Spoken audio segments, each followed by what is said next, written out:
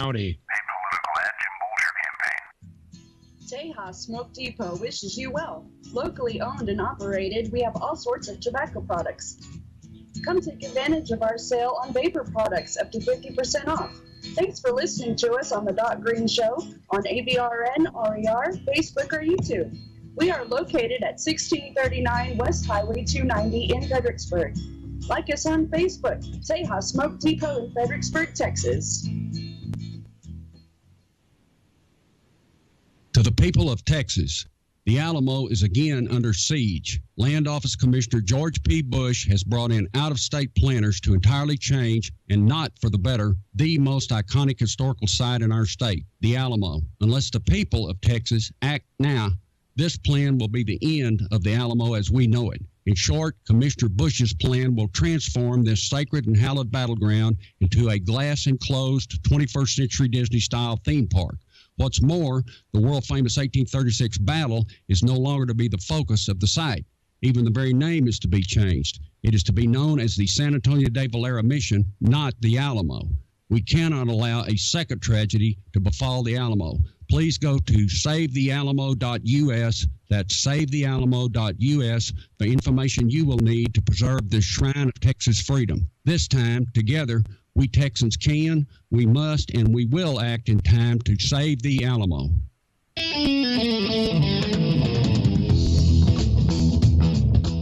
As you know, this is the final stage in your examination. It's a rather informal test in which we try to get some line on your ability to think on your feet, your reaction to stress, pressure. Clear your desk. Get your number 2 pencil ready. If you are ready, the Inquisition is about to begin. Nobody expects the Spanish Inquisition. If you have questions, please refer them to the chat room and make them good. Go ahead, make my day.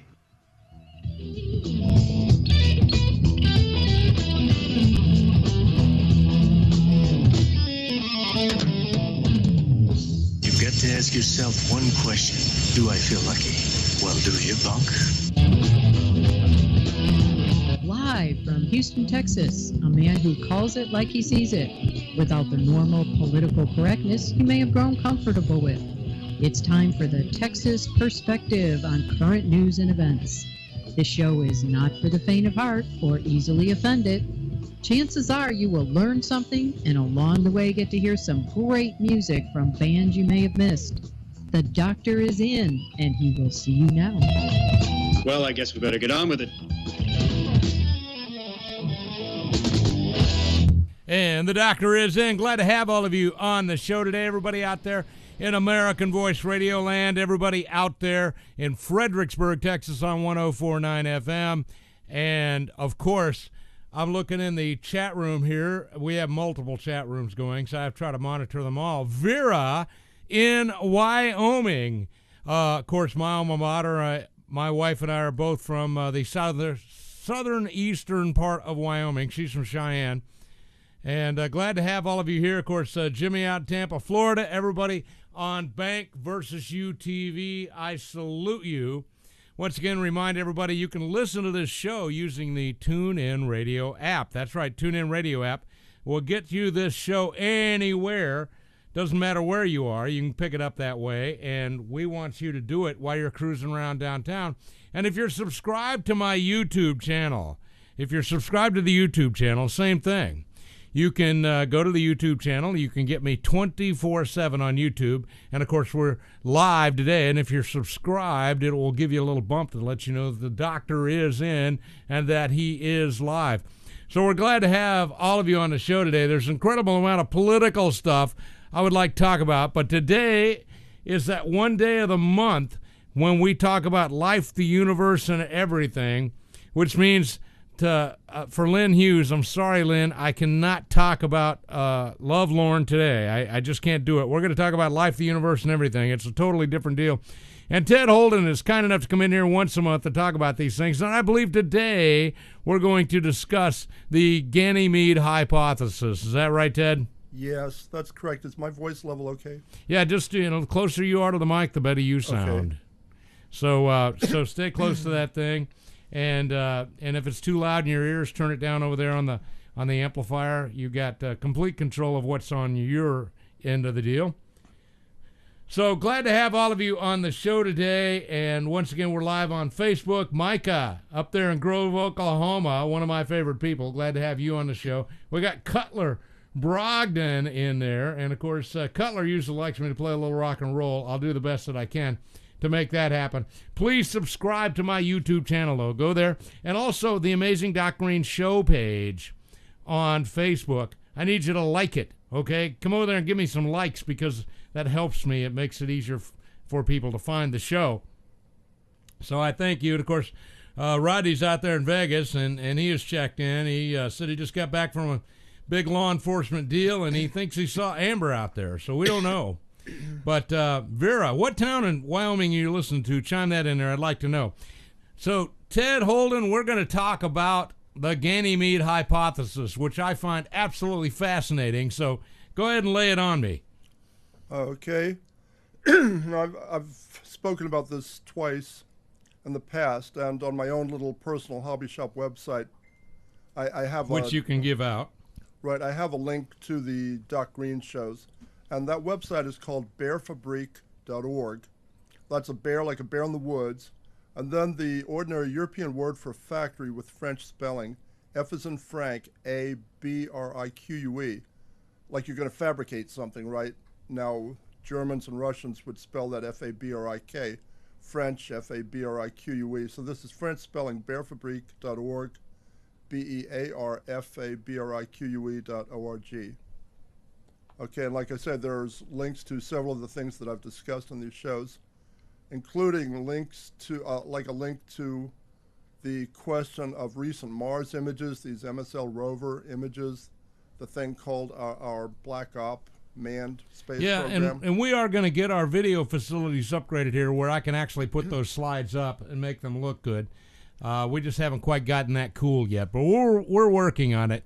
Okay, I've been printing off some of these images here. But you do have a good high-def camera on you over there, so if you hold stuff up to the high-def camera, they will be able to see it. That's what I had in mind to do. And I want to talk about the Ganymede hypothesis as well as the Saturn theory, and they're related, but they're not exactly the same thing. The Saturn theory, which you read about on thunderbolts.info, concerns the same, well, it concerns the last 5,000 or 6,000 or maybe 10,000 years worth of the history of our solar system and our planet. Okay, the Ganymede hypothesis is more concerned with what was happening 40, 50, 60,000 years ago. So you're concerned with a much older age of the Earth. Well, pick one and let's go with it, because I want to drill down. In times past, when we've had you on the show, we tried to cover too much information. Yeah. So I want to try to drill down and really cover this in depth, because these things are interesting to me, and I love I love history, I love science, I love science fiction. So we're going to have a little fun today. Okay, and I meant to talk about all of those things. And like, where do we even start? What they teach, you have to understand that I'm not talking about like a minor change to some standard theory, right? I'm talking about a complete different worldview, yes. Completely different. I do understand that. Okay, the audience has to understand that. I'm talking about just taking everything that you've ever learned about the history of humans, the history of our solar system, the way that stars form up in the universe, the question as to what exactly a star actually is, and everything that they teach about any of those topics in schools is wrong. Okay, they don't even, the standard theory as to what a star even is wrong. They teach that stars are thermonuclear engines. Mm-hmm. If a star were a thermonuclear engine, then from the center of the star outwards, it would just keep getting cooler, right? Whereas that's not what we see with our sun. It's like, the surface of the sun is like 6,000 or 8,000 degrees or something like that, and as you go out into the chromosphere of the sun, it's like, it gets up into a lot, like 1,000,000 degrees or more, right? It just heats up remarkably. You have like massive electromagnetic activity on the surface of the sun. If a star was a thermonuclear engine, then a sunspot would be white or blue. It wouldn't be black. You see, the sun itself is basically a light bulb. Right. It's powered by a dark mode Birkeland current. And what you're seeing on the surface is electrical activity. What you're seeing with a sunspot, you're seeing through the surface into the interior of the star. Like I say, if the interior of the star were hotter than the surface. So you're saying the black spots on the sun are actually essentially holes in the sun. Yeah. Okay. Okay. You've got any number of things which are wrong. That like the LED that goes dark, I guess. Right. Now, if you have a dwarf star sitting there by itself, right, then it would behave like a dwarf star. If, in other words, a dwarf star is going to be powered by cosmic currents the same way that a main sequence star like our sun is. If a dwarf star is to be captured by a larger star, by a main sequence star, the dwarf star will go out. It'll die. Okay, now this is as if you had a 200-foot lightning rod glowing in a storm. And while that's going on, you have the Acme Lightning Rod Company drives up in their truck and like 100 feet away constructs a 1,000-foot lightning rod. Right. Okay, then all of a sudden the 200-foot lightning rod is not going to be the focal point of any sort of a discharge anymore. You understand what I'm saying? It's going to die out and go out. Now, before the final capture of the southern part of our system, Saturn for sure was a dwarf star. Okay, and it's almost certain that... Yeah, see, I've never heard that espoused before, that Saturn was a dwarf star. Okay. So that's a new thing for me. One of the things that we understand now is the spin axes, the rotational axis, the axis tilts of the bodies in our system. Right, if what they teach about our solar system in schools was believable, then the spin axes of the bodies in our system should all be roughly perpendicular to the plane of the system. In other words, the axis tilt should all be close to 0. Now, the Sun and Jupiter and Mercury are sort of like that. I mean, they all have axis tilts less than 10 degrees. You can assume that one way or another, the Sun and Jupiter and Mercury were an original system, or at least that the Sun had captured those things before they captured us. You've got two bodies in our system which have oddball axis tilts, and each one has its own separate little odd story. You've got Venus, which is upside down, right, and rotates the wrong way. It rotates retrograde to the system. And then, so that you could say that it had an axis tilt of 180 degrees. And then you've got Uranus, which is laid over at an angle. It's axis tilt of about 97 degrees or something like that. Both of those have their own little stories, but the thing which is remarkable is that you've got these other four main bodies in our system, which is like Neptune, Saturn, Mars, and Earth, which all have these roughly 26-degree axis tilts. Right. Right, ranges from about 24 to about 27.5 or something like that. Yeah, there's a little wobble in there. You have to believe that these bodies were captured as a group by the Sun, right? Now, how would that come about exactly? Sooner or later, what you had, you have to assume that they were not in an orbiting relationship the way that our solar system is now, that they were lined up in an electromagnetic arrangement, in line. Which is the way that solar systems do form up in our system, right? I mean, you've got Birkeland currents, which are pairs of electrical currents which wind around each other, helical. And, at the points where these two currents would cross, you have basically short circuits. You have like an electromagnetic pinch point, which they call Z-pinch points. So what you see in telescopes with early solar systems, young solar systems, is something which looks like a rope with, like bright beads on a string, right? Right. So that you've got like this Birkeland current which goes, it's reasonably straight, right? It's like a twisted pair, like an RNA DNA string, right? But then at these electromagnetic pinch points, you have like protostars and proto-dwarf stars, like our Sun or like Saturn or Jupiter or whatever, right? Rocky bodies like the Earth or Mars conceivably could be produced by something like that. They're more likely produced by electrical fissioning from the dwarf stars or from gas giant planets like Jupiter or Saturn are now, which are dwarf stars which went out. Now, this is what the Saturn theory is about, right? The idea is that these bodies would have eventually flown into the plane of the Sun system from the south at a 26-degree angle, more or less. And as the individual bodies, as that system broke up and as the individual bodies broke out and began to orbit the Sun the way they do now, simple gyroscopic force caused them to keep this 26-degree angle of approach in the form of axis tilts. Okay, so you're saying it was captured at that angle. It never changed. Right. When did the rings develop then? Is that as a result of the dwarf star going out, or That's what? a result of the capture, okay, and basically just the thing that happened. You've got... Because Saturn is it's completely different than any other planet in our solar system. Right. It certainly radiates more energy than it absorbs from the sun. So it behaves like a star in a number of ways. Jupiter is the same thing, right? Jupiter and Saturn both. You see, this is this question of ancient religions, and I want to talk about the relationship between anything that we would call real religion, God with a capital G, versus these pantheon gods and goddesses. Well, of course, I view most of the gods and goddesses per se.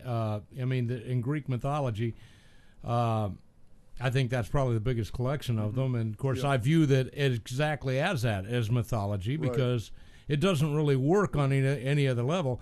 Whereas it doesn't work on any level as religion, but as ancient history is for understanding the history of our solar system. It does work. That's what I'm getting to. Okay, well, what I'm saying... Because we do know that we've looked at the stars for eons. See, God, to me, with a capital G, is the author of this RNA DNA scheme, which is the basis of all life as we know it. Absolutely. And it couldn't have happened without a designer. No way. And to me, it's obvious enough that, the RNA DNA system is the work of a single pair of hands. So you could call that anything you want to. Most people call that God. Capital G. But it obviously had to be designed. There's no way something that perfect could happen by accident. Now, the question is, okay, so that's what God, and it's obvious enough. I mean, by the time you get to Jesus, Jesus is talking about God with a capital G. It's obvious enough to me from Plato's writings that he understood the difference between God with a capital G and these pantheon gods. Yeah. Okay, the question is, what did these pantheon gods actually amount to? You see, you get Hesiod and if you were to go to like a place where primitive people congregate today, like DNC headquarters in Chicago or Baltimore, and just tell them, guys, it's like I need an astral religion, right? I need some kind of a new religion, which amounts to worshiping something which you see up there in the skies, right? $100 a piece, I'll be back in 3 hours, see what you can come up with, right? They would end up invariably worshiping the sun and the moon, right? And maybe Venus. The average person can find Venus. Well, yeah, those are the three bright bodies in the sky at any given time. Yeah. The average person, I don't think, can find Saturn or Jupiter very easily. Jupiter maybe, Saturn probably not. But they're far enough out, they're small enough, even if you could recognize the fact that they are planets reflecting light rather than something emitting light, yes. And of course, we've always doubled in telescopes. Going back to the probably 1200s, I think. I don't remember exactly when the telescope was invented, but... Okay, it's like the two chieftain gods this is the kicker. The two chieftain gods of every one of these old religions were the two dwarf stars, Jupiter and Saturn. They were not the sun and the moon. Okay, now that's the kick in the head. You've got, like, in classical mythology, you see this easily enough. You get Hesiod and Ovid both claim that there had been a golden age of mankind on the earth before the flood, during which Kronos, or Saturn, was the king of heaven, followed by the flood, which is a universal story, followed by a brief silver age during which Jupiter, or Jupiter Zeus, was the king of heaven, followed by the age of the Trojan War, and then our present age, which they call an Iron Age, right? This is the Greco-Roman conception of the ages of mankind. In the same language, our sun is the king of heaven now. You understand what I'm saying? The sun is the brightest thing in the sky. Well, yeah, and a lot of the major religions times past have always worshipped the sun. Okay. And that's... AKA Apollo. That's what they teach in schools. That's what they want you to believe. One of the problems that you get trying to be an expert on human origins is that everybody claims to be an expert on human origins. You've got like a thing going on, I believe in Arizona, called Contact in the Desert this summer, and I brought like one of the little blurbs. Does that show? Now, yeah, it does. Now, that's not like the Burning Man thing, right? This is something different? like everybody that thinks he knows something about ancient history or about aliens or about aliens abducting people, you know, for sexual purposes or, you know, every kind of thing like that, right? I mean, they're all going to be. The fodder of late night radio. Right. Okay. That's not really what I'm into. You know, what I'm into is really... Oh, by the way, the first known telescope appeared in 1608 in the Netherlands, made by an eyeglass maker, Hans Lippershey. Okay, go ahead.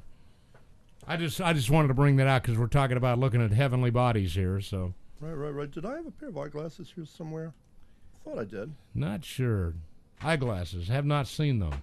I swear I thought I did. At any rate, I'll get Joanne to look for them in the green room while she brings me a drink. Okay. You had like a number of articles appearing in the Journal of Assyriology. Looking for his eyeglasses and my mug's downstairs. Go ahead, Ted. Okay.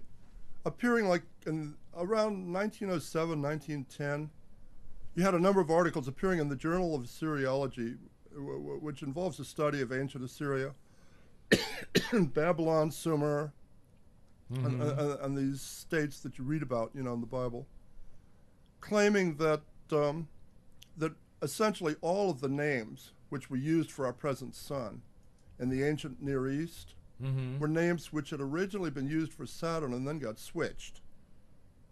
And that's a hell of a thing, particularly Shamash, which a number of Greek authors refer to as the star of Saturn. Okay, now you've got, and this is why I was looking for glasses, right? At any rate, you got David Talbot with the Thunderbolts.info organization and website, which is the grand master of the Saturn theory, right? Like I say, the Ganymede hypothesis goes beyond the Saturn theory. The Saturn theory, like the Bible, only concerns itself with the last 5,000 or 6,000 years worth of history. The Earth is older than that. I think we went into the question of how old the Earth actually is in one of these previous sessions. I believe that the Earth is somewhere between a few 100,000 years and a few million years, maybe. Yeah, and I'm more of the young Earth kind of guy, 10 to 12,000 years. No, I'm not the guy that's going to tell you that the Earth is 6,000 or 10,000 years old. We have one planet in our system which is ballpark for some kind of a 6,000 or 10,000 year age estimate, which would be Venus.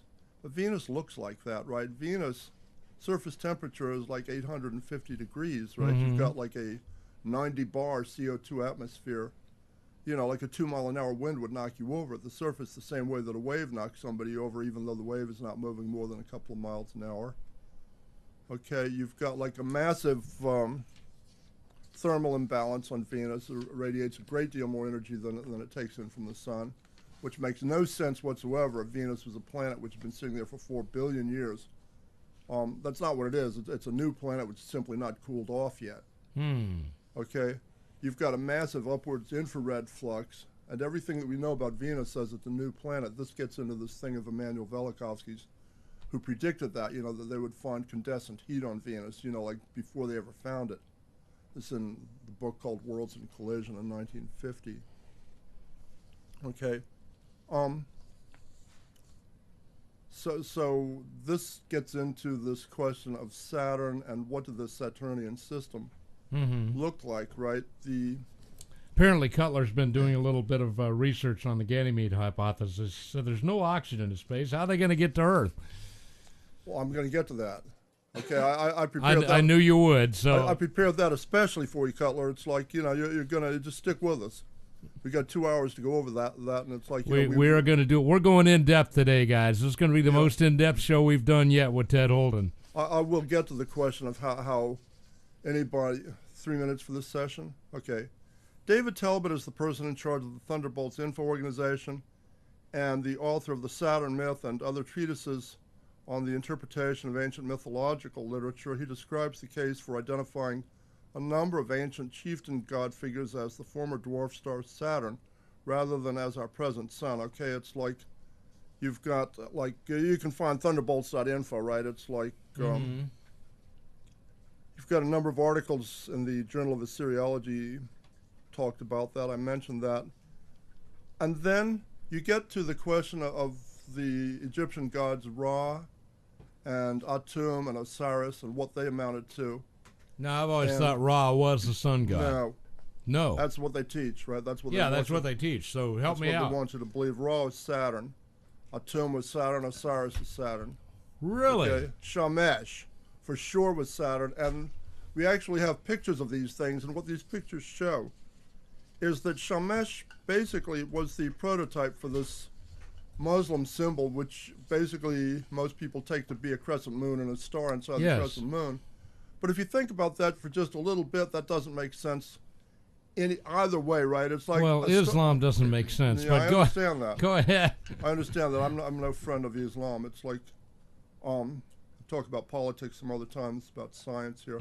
A star outside of the moon would be occulted by the moon regardless of phase, right? You wouldn't see a star. You wouldn't be able to see the star. You're right. Moon. A star between the moon and us would fry us to cinders. We wouldn't be here talking about it if that ever happened. Okay, so that this whole idea, that's not what Shamash was, okay? That's not what the pictures, these are the pictures that you get like in iconography, both in Egypt and in ancient Babylon. Mm-hmm. Okay, that picture that you see, which is the star inside crescent symbol, is Shamash, right? That's the genesis of your Islamic symbol. Okay? That's interesting. Yeah, now the star is much smaller today, and the crescent moon is larger. I would tell anybody that is not a picture of our present sun. Okay. No. Yeah, Jimmy said he's got his number 2 pencil sharp and ready. He's taking notes. Okay. I'm going to try to go through all these things to keep these pages from blowing around in the fan here. It's like these are other pictures of Shamash. And like I say, you can see. There we see. Yeah, we see something that looks very like the Muslim crescent moon and star. That's exactly where the Muslim symbol comes from. Yeah. Make no mistake about it, right? Now, you also see that there's something. But here's my question at this point. They didn't have a telescope that we know of. No, you didn't need a telescope to see these things at that time. Oh, they were much more visible at night than they are today. Now, you see also something supporting Shamash, right? There's either a man holding him up in the sky, or there's some kind of a pedestal holding him up in the sky. Yeah. Okay, and I'm going to talk about that because that's where the story gets to be interesting. You've got like different forms of that, right? You've got like another little version of that same picture. And of course, once again, when you show it to me like this, I do see the Saturn idea in there. Okay. You've got, like I said, different versions of this. You've got, somebody holding, like Atlas holding up the heavens. You've got like a man or a god figure or some kind of a deity holding the Shamash symbol up in the sky, and then the picture that I have below is what this artist was actually seeing. Okay, and that's a kick in the head. What you're seeing there is this electromagnetic alignment, which I mentioned, which is Saturn in the background, golden, and then Venus, which is typically drawn either as blue or green, and then Mars, which is red. Right now, this is a reconstruction. This shows up. Now, but that photo you showed, is that a recent satellite photo? Or, no, that's a reconstruction taken from various art objects. I see. Taken from various art objects, one of which would be the little Shenbon clasp, which shows that exact same alignment. Okay, the little clasp. I see that. The top, lift it a little higher. Which would hold a cloak or a robe together. Okay. The other thing that I'm showing here is like the Shamash glyph, and basically what you were seeing. That is Shamash, okay, and that is not our present sun. All right, we got to hit this break, Ted, so just hold it right there. We're going to come back to that, talking about the Ganymede hypothesis and Saturnarial theory. So we'll be right back on the Doc Green Show. You guys get your pencil sharpened, get a good drink, and we'll be right back.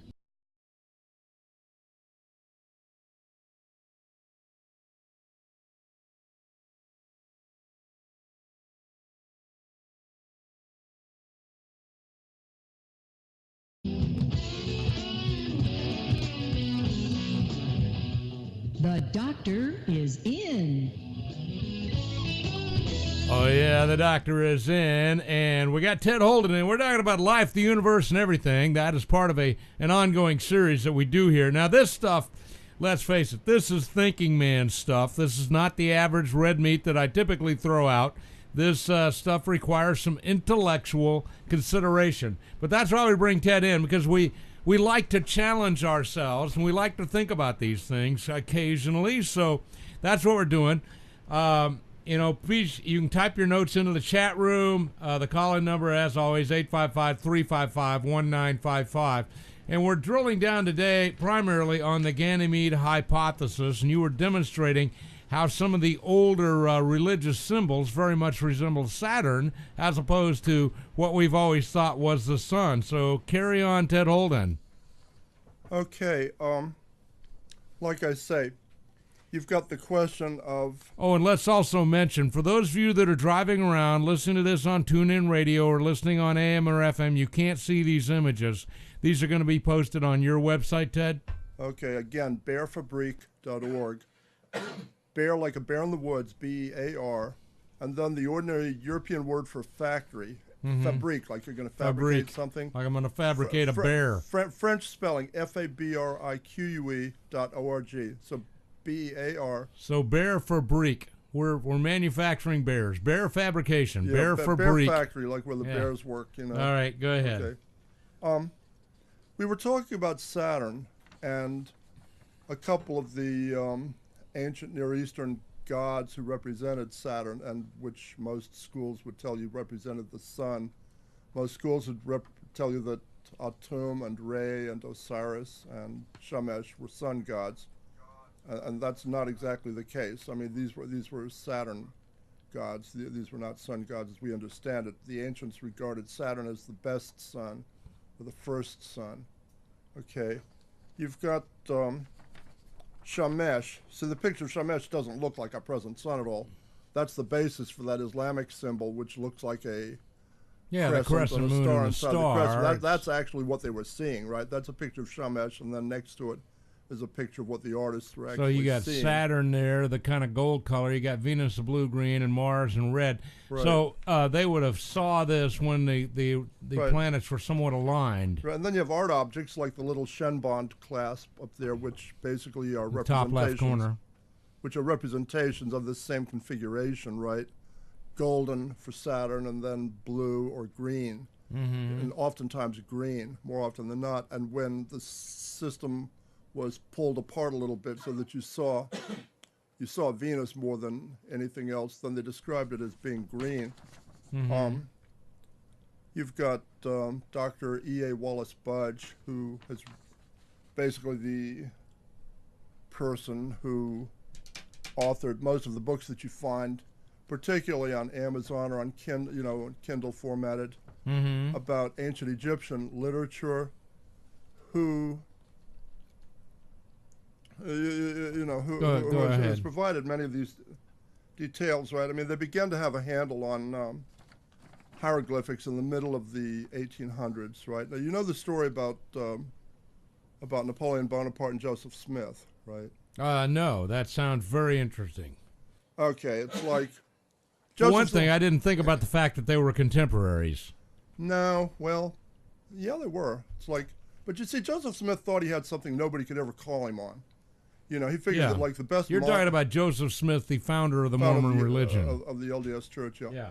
Who believed, he had obtained a couple of hieroglyphic documents from some traveling salesman or something, right? And he knew that the best minds in the Western world had been beating their heads against a tree for 2,500 years trying to make heads or tails out of hieroglyphics and never gotten to first base.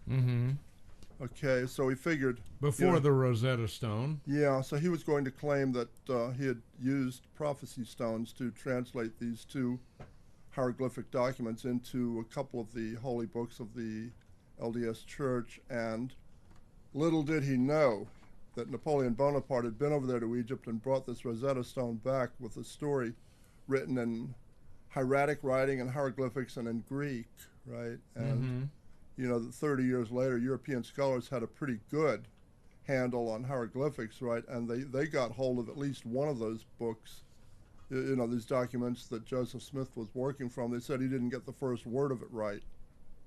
Huh. So the one of them, I think they said the one of them was like some kind of a funeral arrangement description, and the other one was a formula for brewing beer. Okay, so they said...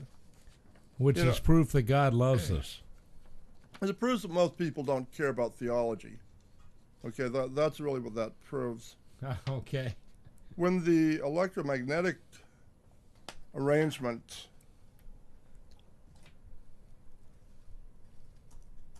wasn't lit up with reflected sunlight, the thing you'd notice most was the blue-green or green light of the massive CO2 atmosphere of Venus. Thus, the hymns to Osiris speak of pure emerald light.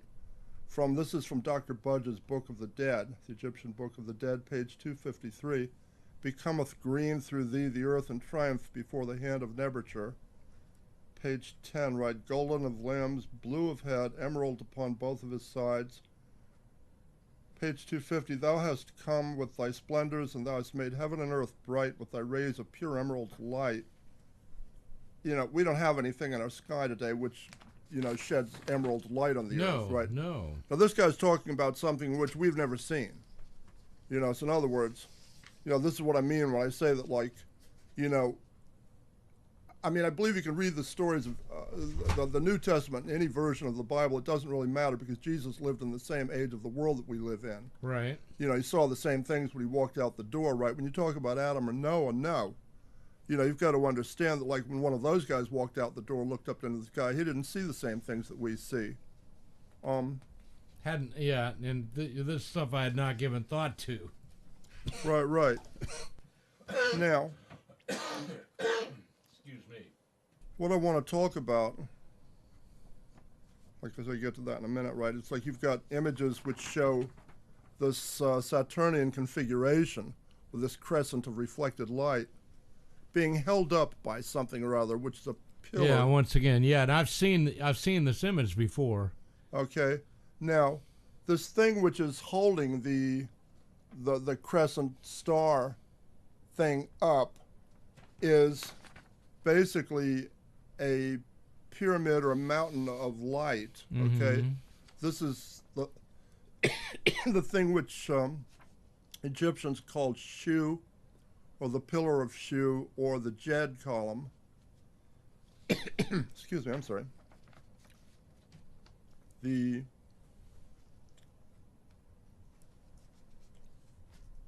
This would be the supposed supporting column, the Birkeland current between Earth and the Saturn-Venus-Mars conjunction, which Egyptians called Shu, or the Jed column, or the Jed pillar. Basically a giant swirling maelstrom of wind, water, and light. Okay, and this is a Birkeland current. Right. And I want to get into this question of Birkeland currents and what they're capable of doing, whether they're just a pretty light show or whether there's more to them than that. And I want to talk about Osiris and Shu, right? Because when you talk about Osiris and Shu, what you're really talking about is the you're talking about the Saturnian configuration. Then you're talking about this electromagnetic. You've got this Birkeland current, glow mode. In this case, which I posted the link for you guys that want to read up on the Birkeland current. Right. Let me read just a little bit of this. This is a little bit of Egyptian mythology. The eye, Osiris, Saturn, and the Birkeland current support column, which is Shu. One version talks about Shu.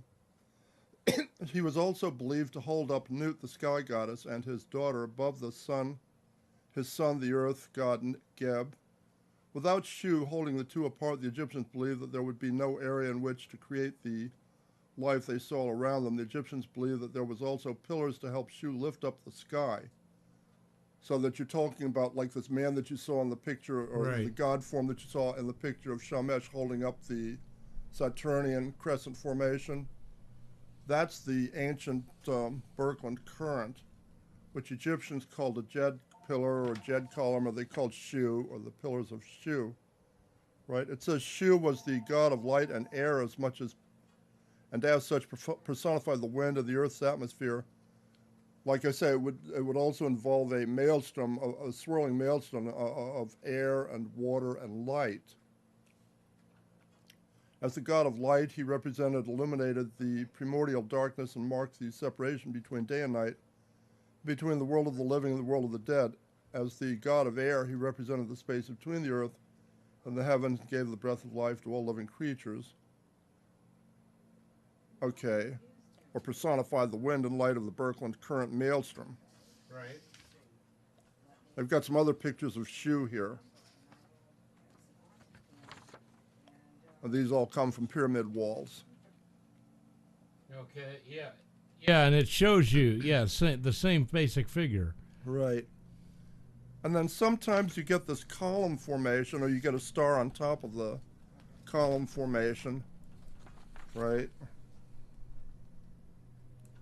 Which they call the Jed pillar, D-J-E-D. That's almost like the way a Russian would spell something, right? I mean, a Russian to spell the name John would be D-J-O-N, right? Yeah. D-J-O-N, John, right? They don't have a J. Right.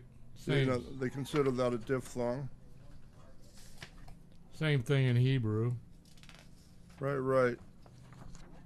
This is like more of Shu, the Jed column. And then an artist's conception of what this thing would look like. The picture on the bottom, can you see that? Yes, I do. Yeah, it looks very, very good. And once again, we've seen this before in other areas. So right. Well, let me show you the one other place where you really see But the this. hypothesis, once again, is we're seeing the moon with the planets aligned, and and that is what became the religious symbol for Islam. Right.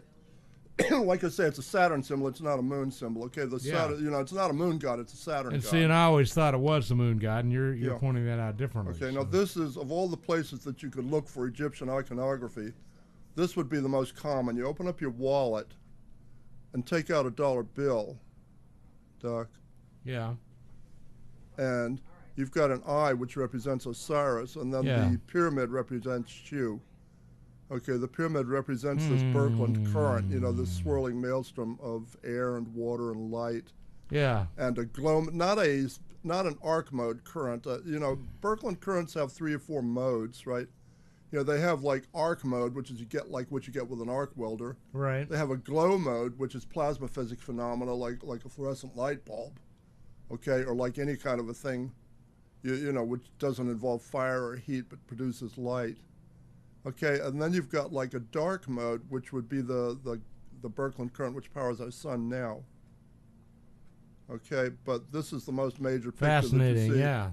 This is where it comes from. This is the picture on the dollar bill is Saturn or Osiris, and then the column of light. Now the pyramid, and there's several things to tell people about pyramids. It's like there's more to it than just like, does it just represent like a column of light? No, it's like the pyramid was involved in communication with the spirit world. Okay, it was like it was lightning rod. I mean, the tops of the things were golden, gold plated, and they used to glow. It's like what you would call St. Elmo's fire. So it was It was basically like a crude capacitor. Huh. At any rate. Interesting. Okay. Stayed lit up, right? Now, so that's what Shu was. Now the question is, like, what exactly do we know about, you know, this ancient Birkeland current and what it was capable of doing? You remember I'd said it in one of these interviews that that you've got a situation with the Grand Canyon which represents a different kind of a catastrophe from the flood in the Bible. Mm-hmm. You know, the Grand Canyon is an electrical scar. You know, water doesn't do things like that, right? I mean, we've got 2 super rivers in the world. You got the Volga and the Amazon. And both of those are shallow, right? You could walk out, you know, like a couple of 100 yards before you ever get to chest-deep water in the Volga or the Amazon if the piranhas don't get you, right? Well, they always taught us that we had massive erosion. That's why that happened here in America. But no, you're right. The other 2 major rivers don't look anything like that. The other thing about a river, whether it's, you know, a super river or any other kind of river, is that it wears stones smooth. Okay, any rock you ever picked up from the bottom of the Volga or the Amazon would be smooth, whereas the rocks You know, first off, the Grand Canyon is not shallow. It's like you walk up to the edge of it and there's a straight 2,000-foot drop, right? Now, the rocks in the Grand Canyon are all sharp and pristine, jagged looking, you know, even rocks on mesas, which would have been like hundreds of feet beneath the top of the thing, beneath the water, if the water had ever flown to the edge, to the rim of the Grand Canyon. There's another problem with the canyon.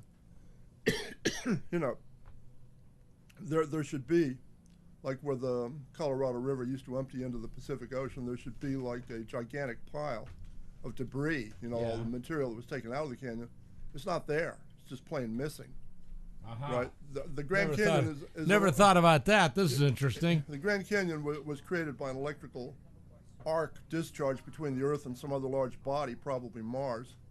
Must have been a hell of an arc, though. The Grand Canyon's huge. Yeah, I know, but I'm saying the material was just vaporized and blasted into space, right? That's why we don't find it. That's no debris. You know, and you can actually take an electrical arc welder and run it to rocky ground, or you could look at places where lightning has hit rocky ground. You'll find the same kind of topography that you get with the Grand Canyon, right? Now, I want to talk about another kind of catastrophe, which is different from a global flood, right? I mean, you've got something sitting there in the north, which I believe is beyond the capacity of even a global flood to create, right? I mean, you know that you've got evidence of, you know, like whale and fish bones up on top of mountains, and you've got other evidence which indicates the story of the flood is a true story, right? I mean, you really did have a global flood back there at the time of Noah. But you've got like another thing sitting there in the north, which is these gigantic muck deposits, which cover a lot of northern Canada and Alaska and Siberia. Yeah. And which sometimes are like upwards of a mile deep, right? And which just look like the remains. It looks as if something just scooped up the whole living world of some previous age and ground it up in a blender and then poured it back out over the north. That's what it looks like. Okay. You get bones of these animals which are largely disarticulated. You get whole islands above Siberia which are made of mammoth bones, right? Did you ever wonder how a mammoth would ever get to Siberia, would ever get to the Lyakov or Novosibirsk Islands? Well, I always thought they were probably born there and lived in that area before the Ice Age, but that's... Well, you see, the Ice Age never touched the polar region, believe it or not. Well, the Ice Age still exists in the polar region, sort of. Not the same thing, right? The European Ice Age was something else. It's like I'm saying that the Ice Age that we read about never touched the polar region. You had all these animals sitting there, you know, like just living in good conditions up there in the polar region. The polar region would have been like next to the dwarf, closest to the dwarf star, right? Right. Like now, what I'm telling you is that in today's world, you know, you could build the best set of tennis shoes and you could build the best fur coat. You could build, you know, you could take any modern elephant. You could start from any place which is habitable for modern elephants. You give him build a highway for him. And you give him the best set of shoes. He would never get as far north as the north edge of Siberia. It's not like he would freeze to death. It's like he would starve. Right? It's just too far to walk without enough food. Yeah, there's nothing to eat up there. It's like these places are frozen hells 10 months of the year. Okay, yeah, all right. This is fascinating, so carry on. I guess I want to talk about Vandaluria and Eduardo Cardona. We're both members of this Thunderbolts info group, right? But this is how the mammoths got up there. No, they want to talk about... Oh, you got to finish that one, because I got to know how the mammoths got there. They were simply living up there. Okay, they didn't get there. They were living there, and it's like, you know, the area that they were living in simply became uninhabitable. Okay. You know, they didn't... All right, that's always been my theory, yeah. You couldn't... An elephant couldn't, you know, anything resembling an elephant couldn't get from India or any place where elephants live to northern Siberia. Under today's conditions, they couldn't walk there, so they had to be born there. Yeah, winter would start and they would starve. Yeah, and we can pretty well rule out that mankind industrialized and caused the Ice Age. No, that's not believable. Unless you're Al Gore. So I've got I'm going to spare you from this. It's like, you know, you've got like Vandaluria talking about the muck deposits and about the scene of chaos that you get there. It's like, this is in this book, which is called Red Earth, White Lies. Vandaluria is a friend of mine who died about 6 or 8 years ago. Yeah. He was the best known of all Native American authors, right? Several of his textbooks are several of his books are standard textbooks on Indian affairs. Yeah. You've got the one which is called Custer Died for Your Sins, right? Which, at any rate, he talks about the muck deposits and red earth, white lies. Said in even the most prejudiced murder trial, there is one essential element. There has to have been a killing. Fancy legal terminology generally requires a body, excuse me, the corpus delictus. As the TV detective shows are fond of telling us, it would seem reasonable if one was to promulgate a theory of blitzkrieg slaughter, as have Marlin and Diamond, to identify where the bodies are buried and then take the reader on a gut-wrenching tour through a graveyard of waste and butchery. So we're deprived of this vicarious thrill because the evidence of the destruction of the megafauna, the huge animals that lost 40 species of megafauna like 12,000 years ago or so, suggests a scenario well outside the orthodox interpretation of benign natural processes. Therefore, mere mention of the reality of the situation is anathema to most scholars. And then he goes on for like 5 or 10 pages, describing the scene of the muck deposits, like I say. Now, that's what Eduardo Cardona believed had happened, what formed these muck deposits, like I say. You have this light column, this Birkeland current, which ran from this Saturnian configuration to Earth. As long as the base of the thing stayed anchored in one place, then it didn't represent any great danger to creature or people living on the Earth. You understand what I mean, right? It was like, it was fabulous to look at, right? But I mean, it wasn't just going to pick everybody up. But when the final days came, when this whole configuration broke up, had been captured by the present sun, the individual bodies began to break loose from the Saturnian configuration, which was electromagnetic, and to orbit the sun, right? And this light column, which the Egyptians called Shu, began to move. It lost its anchor. It began to sweep around over the north and just suck everything up, which the Birkeland current is capable of doing. And then when it finally snapped and broke, it just, it had ground all this stuff up, the bones were all disarticulated, and just dumped it back out over the north again. So that is the power of a Birkeland current, right? That's the thing. This, I believe, is the thing that you have. You're describing it almost like a teleportation beam. Well, that's what I'm going to get to, okay? Now, what I'm talking about, like, at that time was destruction. Right now. Remember, we're going to get to that right after this break, so hold that thought. We're going to be right back on the Doc Green Show with Ted Holden, Life, the Universe, and Everything, and the Ganymede Hypothesis.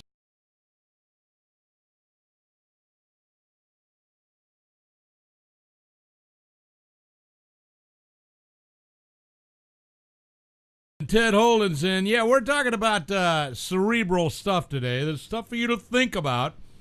It's not the usual red meat that you might normally tune in and expect on the Doc Green Show, but every now and then we like to do something a little bit different. I'm a huge fan of science fiction. I'm a huge fan of science in general, and I love history, not just recent history, but ancient history, and we're talking about all these things today and giving it some thought. And so Jimmy said, I'm busy fixing computers for clients, but he's listening. And we got our spy out there in Arizona. So we're glad to have him in there too. And want to pick up where we left off, Ted Holden, so carry on.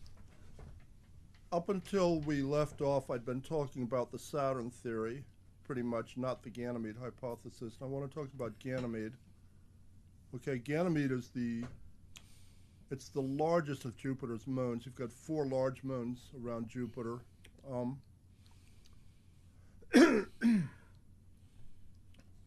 And is it part of the hypothesis that Jupiter was also captured by the sun with its moons? Earlier. Okay, this is before the Saturnian system was ever captured. So that at the point at which we believe that you had humans living on Ganymede, then Ganymede had been part of the sun, Jupiter and Ganymede had been part of the sun system for quite some time. What do you need to be habitable, like for a rocky body like the Earth? I mean, 2 things are obvious. You need oxygen and you need an intrinsic magnetosphere to protect from cosmic radiation, particularly around a dwarf star, which is going to be much less stable than a main sequence star like our sun.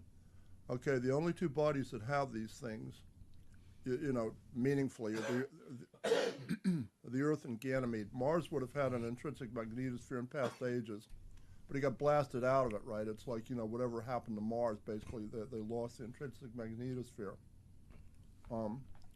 There's nothing else. Mercury has a little bit of a magnetosphere like that, but it's not enough. Mm-hmm. Right? It's not going to protect anybody living on Mercury from anything. Ganymede, you've got a sort of an icy world, right? Yeah.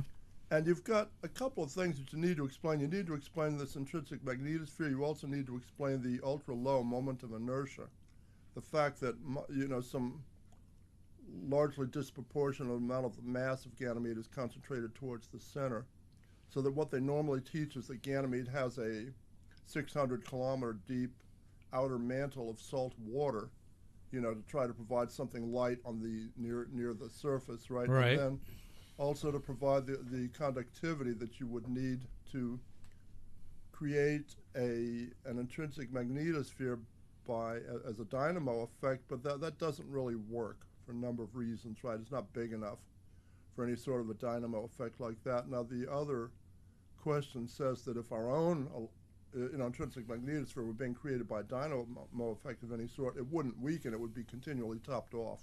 Mm-hmm. And it isn't. We know that it's weakening. And also, you'd have to have a gravitational pull that would be acceptable to the human body. Right. Ganymede seems to be like, I'm thinking Ganymede is smaller than planet Earth. Ganymede so it has is very just light a gravitational pull. It's just a slight bit smaller than Mars. I mean, Ganymede would be perfectly habitable. If Ganymede was orbiting the sun, you would call it a planet. You wouldn't call it a comet or an asteroid. Mm-hmm. So it's big enough to be a planet. Oh yeah, more than big enough. Okay, what Troy McLaughlin and I believe to be the case is that this outer mantle was not salt water. The outer mantle was pumice, which is lighter than water. Pumice floats, right? Yeah. So that you had you had a situation where Jupiter up closer to the sun than it is now. It's like, this is what you would have without the other bodies there. Okay, this is the common situation that you find with gas giant planets in the galaxy, that they're mostly up closer to main sequence stars than Jupiter or Saturn are now. Would have been well within the habitable zone. You would have had people living on this place, having radiant energy both from the sun and from the dwarf star. Okay, you would have had a freshwater ocean world. There's almost no sodium around Ganymede. And you would have had like anchored islands and floating bergs and coagulated bergs of pumice with luxuriant vegetation. You would have had a sort of a paradisial world. Okay, that was Ganymede 50, 60,000 years ago. Okay, so part of the hypothesis is that Jupiter used to be closer to the sun than it is now. Uh-huh. Okay. Remember I said that the Bible goes back about 5,000 or 6,000 years. It's accurate history as far as it goes, right? But it doesn't go back any further than that.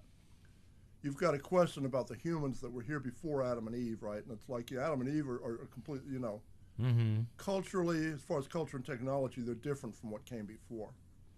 There's no way to believe that, Adam and Eve were descended from Cro-Magnon people. Yeah. There are too many things that don't add up. It's like there's a list of things which Jewish literature would have to know about if that were the case. The knowledge just isn't there. I'll get to that here shortly. But at any rate, what Troy and I come to is that you've got two basic human groups on the Earth. You've got the people descended from Cro-Magnon man, which would include most of your indigenous people in the world, which, certainly the native Australians. And then you've got the people descended from Adam and Noah, right? And like I say, I believe that Adam and Eve were either brought here or created here ex nihilo, the way that you read in the Bible, right? I mean, yeah. Well, that's basically what the Bible teaches. Not quite ex nihilo, but from the earth, the very fact that man is carbon-based. Okay. But I don't want to talk about Adam and Eve just now. I want to talk about these people that came here 40, 50, 60,000 years ago, which you call Cro-Magnon man. And the question is, how do they get from a place like Ganymede to a place like Earth? And that's the question people ask me, right? That is the question that has been asked. Okay, so we went over the question of Birkeland currents and what they're capable of doing. Right. I had put this question out to a number of people that I associate with, right? And the man who answered the question was Don Scott, who is retired. He's professor of electrical engineering, Mm-hmm. and he's the electrical engineering guru of the Thunderbolts group, right? What he told me to look at, and you can look at this on YouTube, right? It's a very easy YouTube search on water bridge. Mm-hmm. That when you get two beakers of water close to each other, and you have an electrical current running through these two beakers, right? Then you get water bridges forming between the two beakers. That's a picture of a water bridge. That's pretty fascinating. Right. So that's where you get your two beakers. You put positive current in one, negative current in the other. Get them close enough together, assuming the current level is strong enough. Then they will form a water bridge. Here's what Don Scott said. Said it's ironic that this bridge is made up of water. It is fairly agreed that this is a Birkeland current in action. Joey Pollack, the EU water expert, has told me this. In the film clip, if you look very closely, you can glimpse the twisting internal structure. It means of the current, right? And this is a Birkeland current. Birkeland currents transmit matter both ways. Concentric pipes carry matter in opposite directions within a Birkeland current,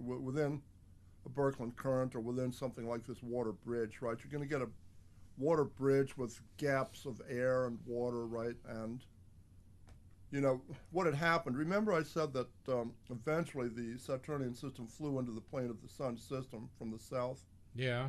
The 2060. Before that ever happened, there had been a couple of near passes. Okay, it's like the Saturnian system would have spiraled in towards the Sun-Jupiter system, and there would have been points of close contact before final capture, after which the Saturnian system would have spiraled back out into space. So that on one of these close contacts before the final capture, you would have had like the two things on the outside of their respective systems would have been Earth and Ganymede, right? The two things closest to the edges. Right. You would have gotten these are the two bodies which would have come closest together, and you would have had one of these water bridges forming up. This is what Don Scott is saying. Ah, okay. So, now I'm getting it. So if two bodies, that is the Earth and Ganymede, approached each other with their normally, this is Don Scott speaking, with their normally protective plasma sheaths ripped away or at least opened, a Birkeland current would be initiated simultaneously outward from both bodies, meeting somewhere between, not necessarily leaping out from one and then crashing into the other. The swimmers on Ganymede, people just splashing around in the water on Ganymede, you know, trying to catch fish or whatever, might have seen their entire sky brighten into a powerful glowing plasma, and then all hell broke loose. The water system flowed upwards, carrying them with it, and they would have been carried across to an alien world, and there they would be trapped, right, after which the Saturnian system would spiral back into deep space again, and it might be several thousand or a couple of tens of thousands of years before the next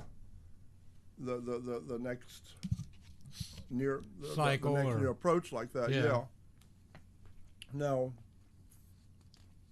you know, this is what we call splash saltation. Dr. Velikovsky had noted that the fossil record tells us that on a number of specific points, you have complete changes in the living world, right? It's as if you were watching a play and a curtain came down after one act.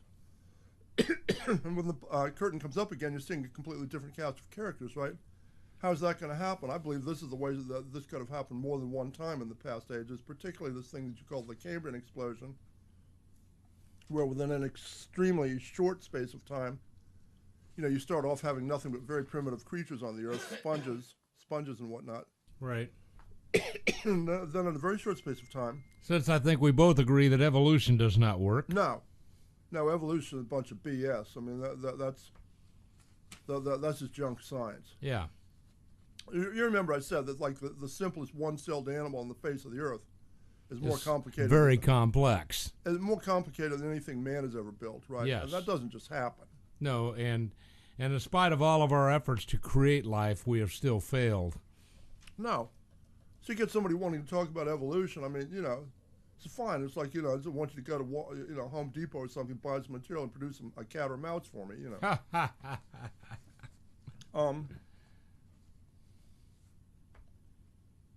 Any rate, so that you've got like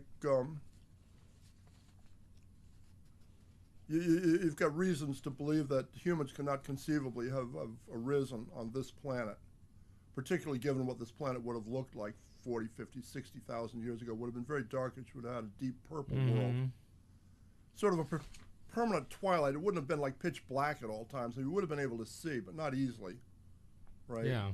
I mean, the humans that came there were able to survive, right? But there's no way.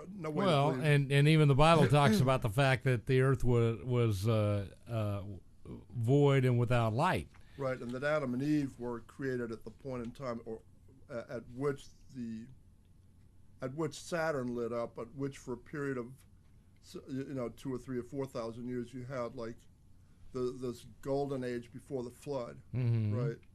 She didn't have the sun sitting there before the flood, right? But I mean, right about at that time, it's like the Saturnian system had been captured. Saturn itself lit up for, certainly for centuries, right? If not for 2 or 3 or 4,000 years.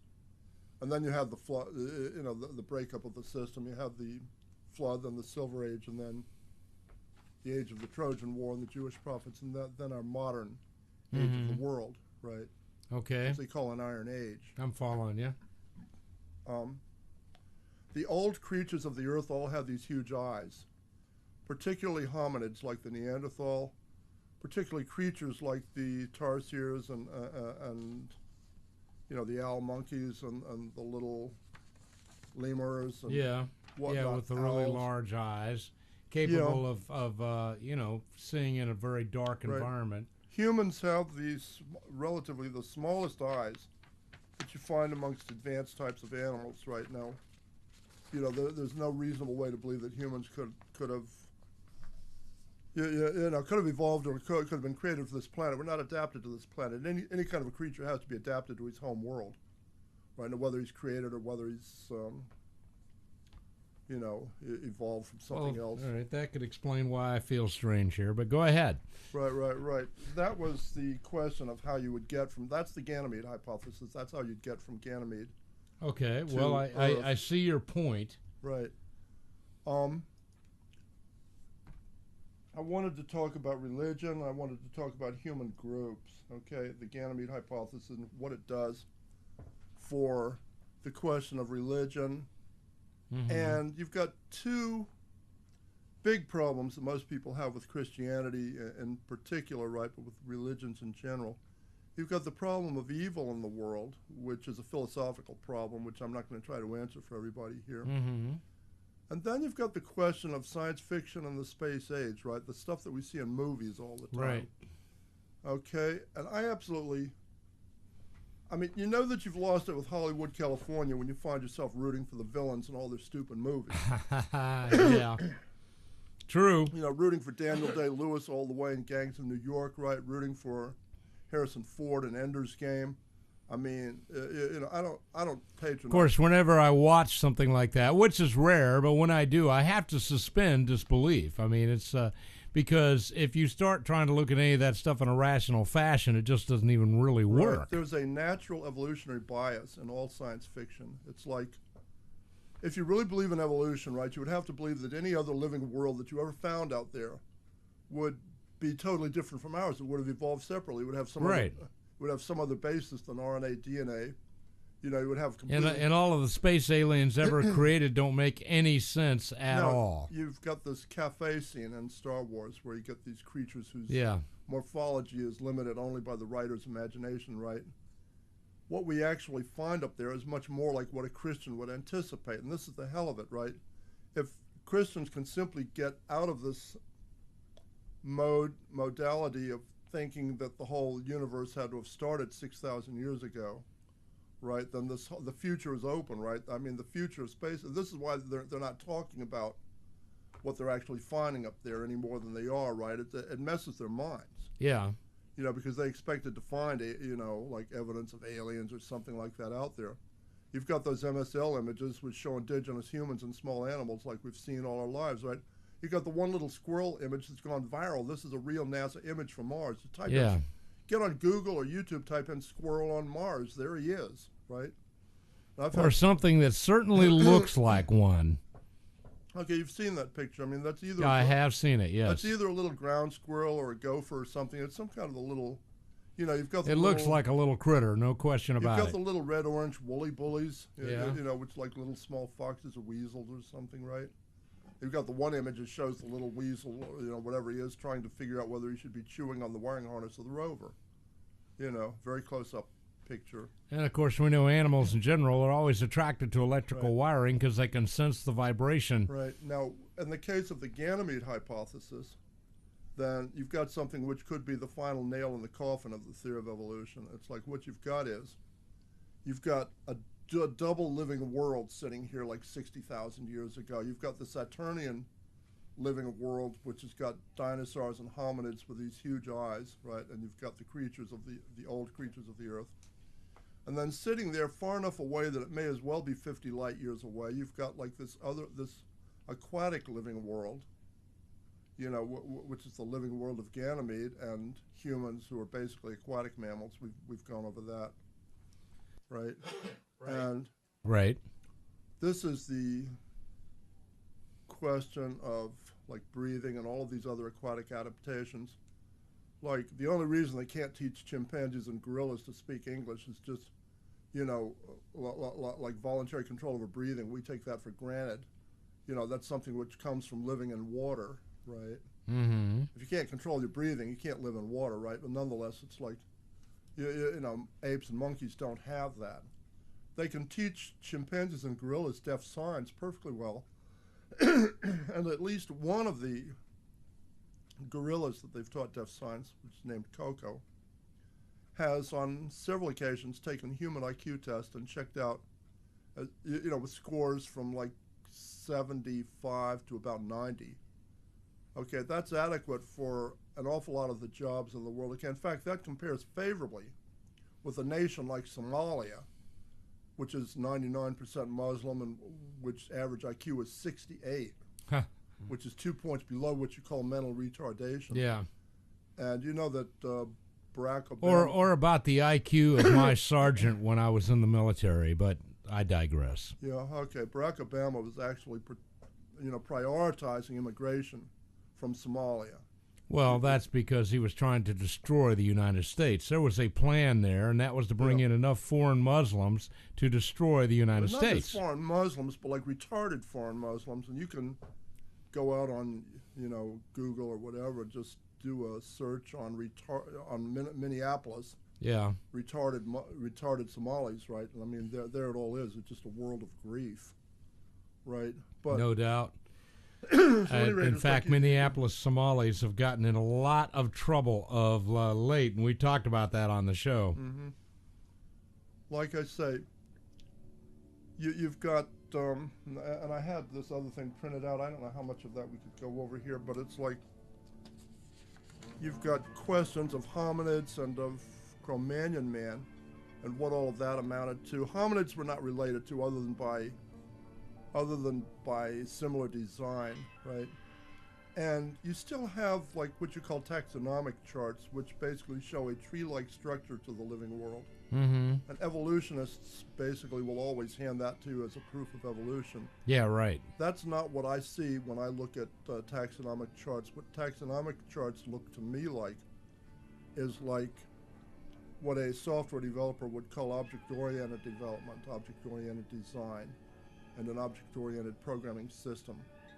Okay, the taxonomic charts start with simple animals, right, and work their way outwards, right? But it's like what I think, with classes and subclasses in an object-oriented language like C++ or Eiffel or Smalltalk or Java.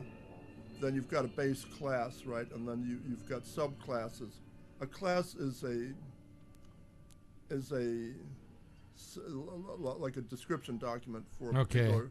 Hold it right there, because we're going to pick up on taxonomic charts and classes right after this. Because I got to play some music.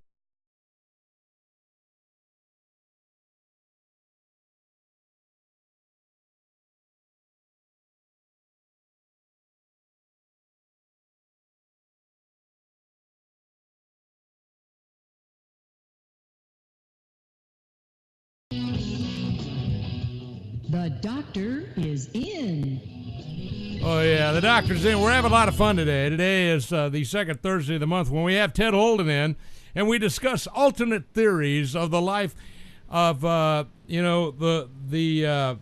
Ganymede hypothesis and the life, the universe, and everything. And somebody did put the correct answer in there, 42. So I know that you've been paying attention. Anyway, we're going to pick up where we left off here on the final segment of the show today and try to wrap some of this stuff up. So take it away, Ted. Okay, what I was talking about before the break was the question of this double living worlds that we had like 40, 50, 60, 100,000 years ago, where you had the Saturnian system with Mars and Earth, where you had hominids and dinosaurs and these creatures which were adapted to a very dark sort of an existence. Which you would have a twilight world, a purple world, a twilight as it purple was, world of a brown dwarf or purple dwarf star. Okay, Troy McLaughlin describes this in this website of his, which is called Saturn. It's called SaturnDeathCult.com. That's another website which talks about the purple dawn extensively. Okay, you've got this living world on Ganymede, which includes aquatic animals, mostly dolphins, humans, right, and creatures which are adapted to this bright existence, with relatively small eyes. And they're separated by as much, they're separated sufficiently that for all intents and purposes, they may as well have been 50 or 100 light years apart. Right. Okay, but you still had the same RNA DNA scheme, this information code, which is the basis of life. You've still got the same basic general outline for large animals. You've got like 4 limbs, teeth, 2 nostrils, 2 eyes, 2 ears, a quadrupeds, bipeds, and right, and a spine, and you don't have all these aliens like you find in science fiction. Well, yeah, we movies. mentioned in the first hour. I mean, a lot of the aliens, they're interesting to look at in Hollywood, but they just don't work. Yeah, I don't like Hollywood at all. How hard would it be to create, to produce a non-libtard, non-greentard sci-fi movie? Right? How hard would it be? Captain Smith and his space rangers come to Pandora, right, and they land. Right. And they find these Na'vi all dying of malaria and dengue and all these rainforest diseases, right? And Captain Smith calls a meeting, says, guys, I'm prepared to offer you like 1,000 metric tons of DDT to kill all these mosquitoes and all these things which cause all these diseases, right? I've got like high-powered weaponry I can let you have, for anything else that eats Na'vi, like out there in your rainforest. Right. And all I need is about 40,000 acres of land to grow tobacco on, to produce Cuban-type cigars. Which the green tards back where I come from have outlawed and banned, right? Yeah, right. And that's the whole story, right? Everybody shake hands. That's I mean, the rest of the movie could just be a party, like in it would House be, or something, right? I mean, well, that would be like a but nobody's going to make that movie. No, it's unfortunate. Somebody needs to make that movie. At any rate. This is why I believe that the Ganymede hypothesis could be the final nail in the coffin of the theory of evolution, right? Because, like I say, I mean, it solves this problem of science fiction. Yeah. Right, which is one of the 2 big problems that I see. Of course, a lot of science fiction is based on the fact that they want to have this utopian world where everything is perfect, and the only way they can do that is via science fiction, but, not based in any kind of reality. What does the Ganymede hypothesis do for religion?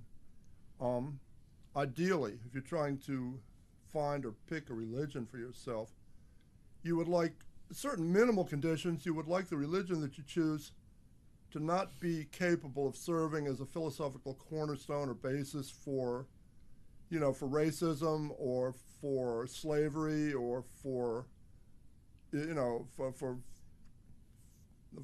starting aggressive wars, right? And the only religion I really see which answers all of that in the world is Christianity. I don't see any of the other religions that you can talk about slavery in the Christian world, but you have to open a history book to do it, right? I mean, English Christians, forced the British government to put a stop to the West African slave trade in 1807, right?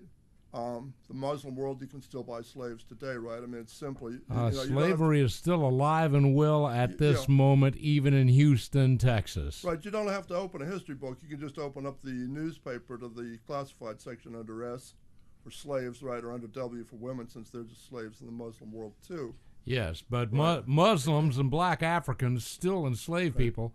And they just caught somebody out in Katy that had been doing exactly that. They had brought a woman over from Africa and enslaved her. And she'd been there for like 12 years before she finally escaped and got out. If you believe that humans evolved from hominids, which is what they teach in our universities. Well, yeah, which I don't, but okay, and you wrote a whole book on the subject. Then so you could very easily believe that the different races of humans are descended from different kinds of hominids, and then they would be very different. Right, and that I mean, if you needed a basis for racism, if you're Adolf Hitler, you couldn't do better than that. No. But the hell of it is, I mean, in Adolf Hitler's day, they didn't understand DNA or RNA. It's like they do now. There's very, very little genetic variation amongst the human race. They say that within the whole human race, there's less genetic variation than there is. I believe I've heard 3%. Yeah. I don't know what the actual number is, but it's very small. They say there's less within the whole human population of the Earth than there is with a typical group of 40 or 50 African monkeys of the same species, right? There you have it. Okay. How come those monkeys quit turning into men? That was my question. They never turned into men. Like I say, I believe. Dang it. I believe you've got something similar to what we call object-oriented design. You've got some kind of a basic class, like for a generic bipedal creature with opposable thumbs, with the brain large enough to solve problems, right? And then you've got a subclass of that for dark worlds, which you would call hominids or the Neanderthal, and then you've got a subclass of that same base class for bright worlds like Ganymede used to be, which you would call humans, right, which adapted for an aquatic existence. Okay? This is what I believe you're looking at. Now that kind of tells me that God would use the same kinds of thinking that go into our best software practices in today's world. That's. I think that works. That says that I view these taxonomic charts not as evidence of evolution, but as evidence of object-oriented design. And I view our living world as similar to a pure object language like Smalltalk or Eiffel, as opposed to a hybrid language like C++, right, for any programmers that might be out there. Yeah, I happen to know that language. So. Okay. So you've got the question of hominids and what exactly we know about hominids, and it's like you may have people in the audience that didn't catch that first little discussion, like in one of these.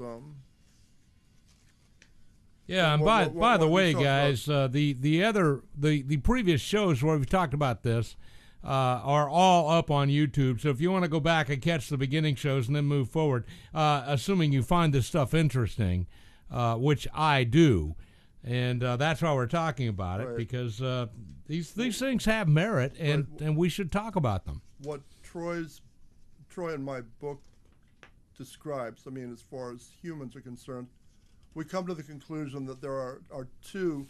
The humans are not related to hominids at all, other than by similar design, right? You've got two basic human groups in the world. It has nothing to do with race or color. It's like we believe that either group could produce any color or any feature that you would ever see. The difference was in the original cultures and technologies, which were totally different because of this gigantic space of time between the two saltations, right? The one group was created here ex nihilo, or came here one way or another, like 5,000 or 6,000 years ago. Those are the people descended from Adam and Noah. The other group came here 40,000, 50, 60,000 years ago. These are the indigenous peoples of the world.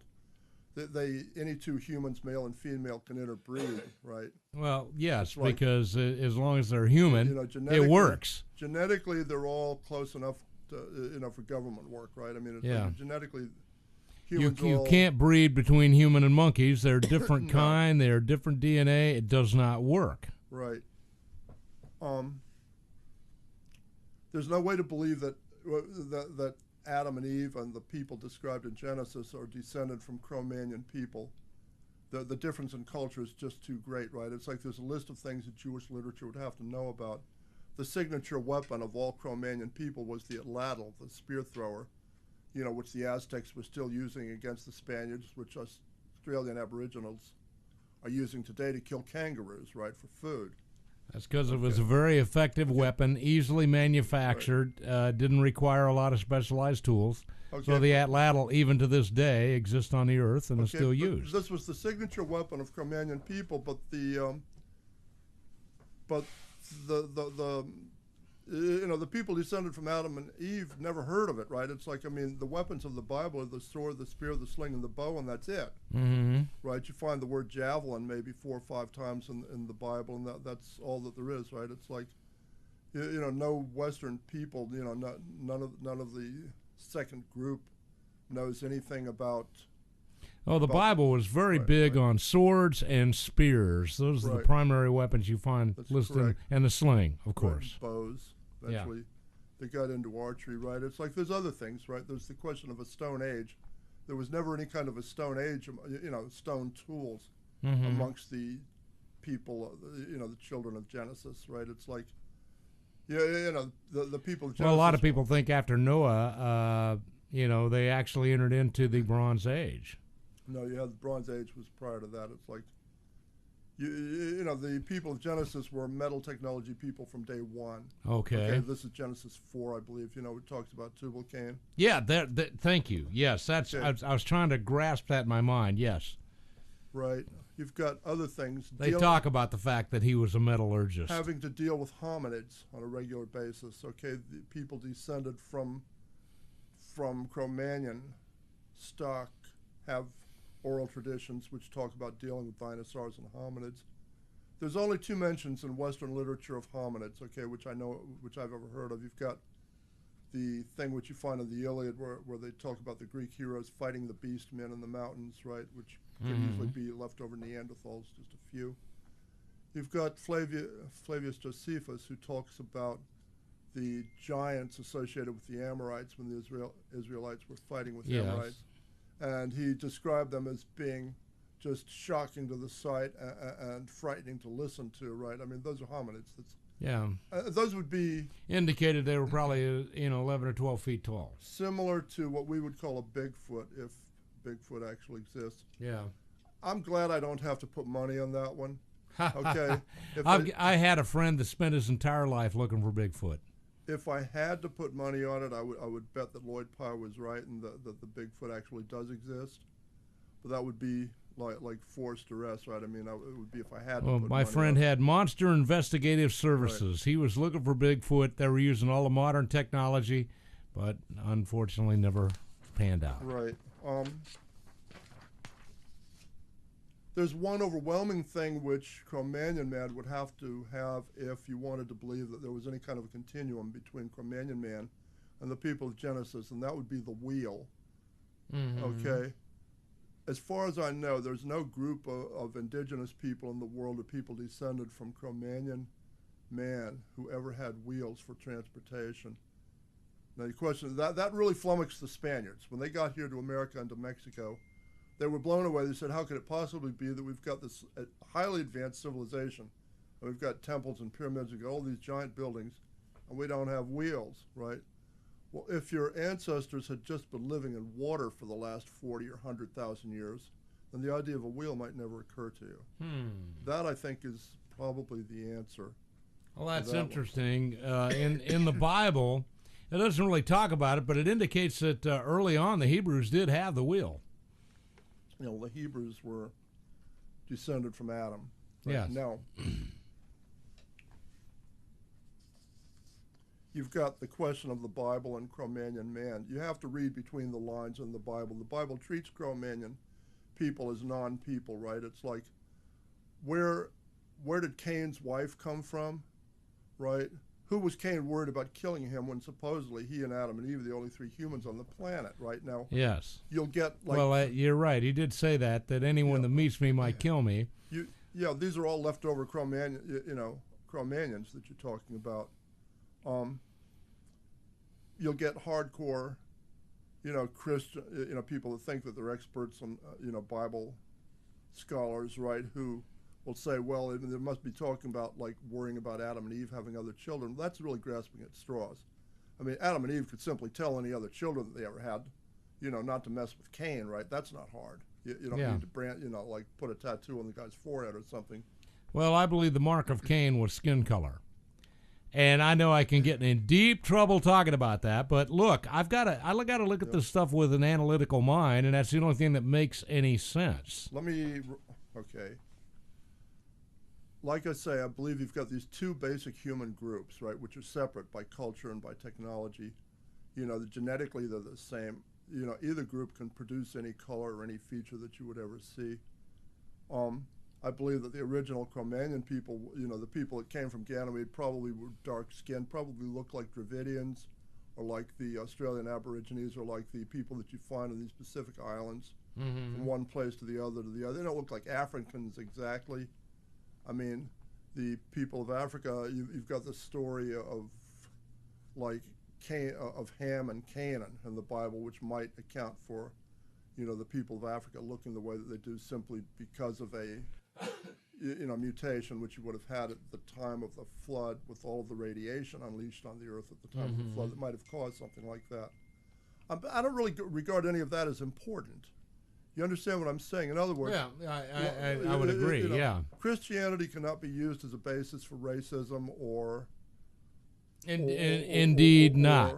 And I'm the least racist guy you're ever going to find, guys, and that's because I don't care what color your skin is. I care about the content of your character and your heart. Right. The Ganymede hypothesis also cannot be used as a basis for racism or any of these other slavery or any of these other kinds of things, right? I get people on the internet all the time who want to talk about slavery like, this guy Jesus must really have been some kind of a jerk not to have ever said anything about slavery. You've seen that, right?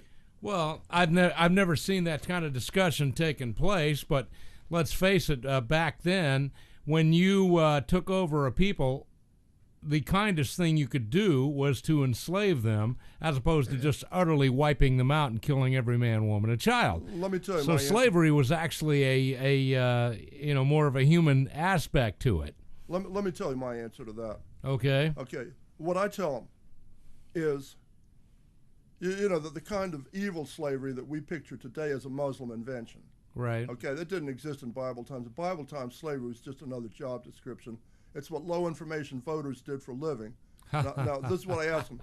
So I throw this back out. I said, why would Jesus want to put all of those poor proto-Democrats out of work in a single day? Yeah. Okay. Right. I love it.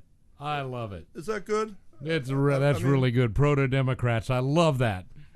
Is that So I mean, they needed to be slaves, right? I mean, that was their place.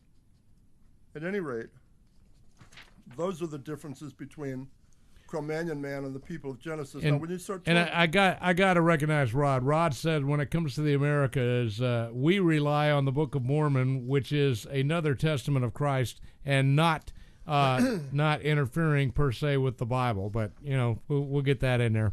Right. I'll also say, look, all the Mormon folks I ever met were decent, honest people, and I like them. I think they make great neighbors, much better than, say, a Muslim. But okay, look, it's like the other place I could have moved to. I mean, I'm from the Washington, D.C. area. I moved to Texas 5 or 6 years ago, right? Mm-hmm. It was a choice between Utah and Texas. Okay, I've got friends that live in Utah. Some are Mormons, some aren't, right? It's like, the choice really was, would you feel better about living around Baptists or around Mormons, right? And you don't see me living in Utah right now. Yeah. So that was the choice. Now, when you talk about Cro-Magnon man and you read what scholars have to say about them, what the scholars say is that the Cro-Magnon people came here suddenly. It was like out of the blue, bang. Right. With no evidence of anything or any kind of a run-up to Cro-Magnon man. The closest thing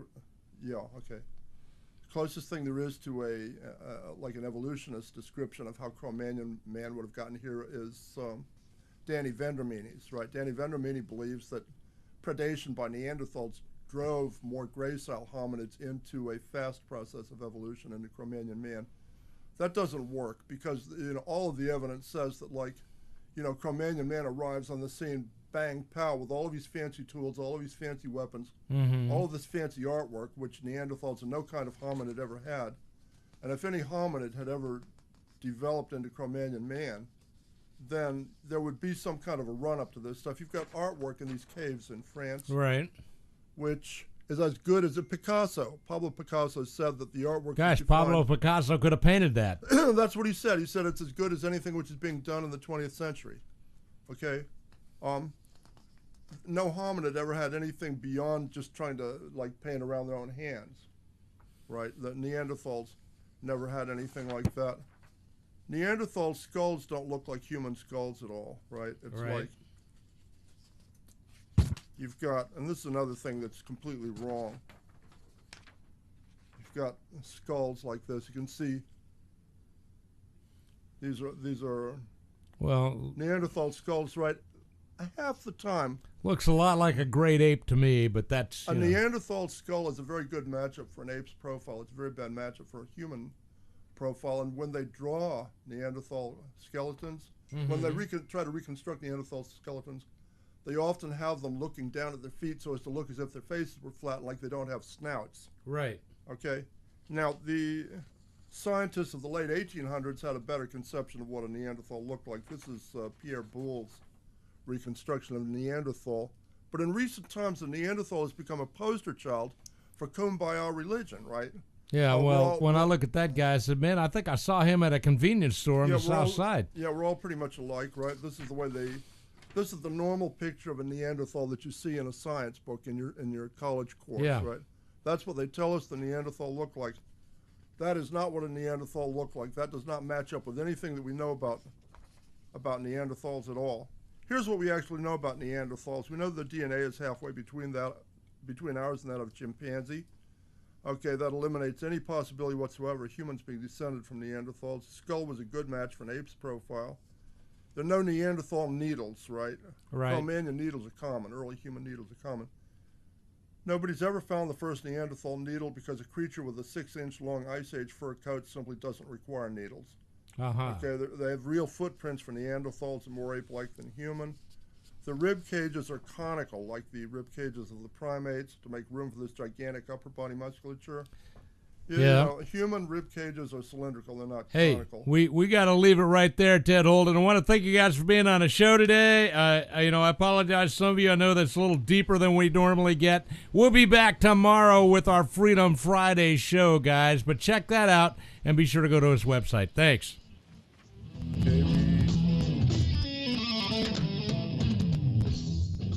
The amazing Doc Green Show is on the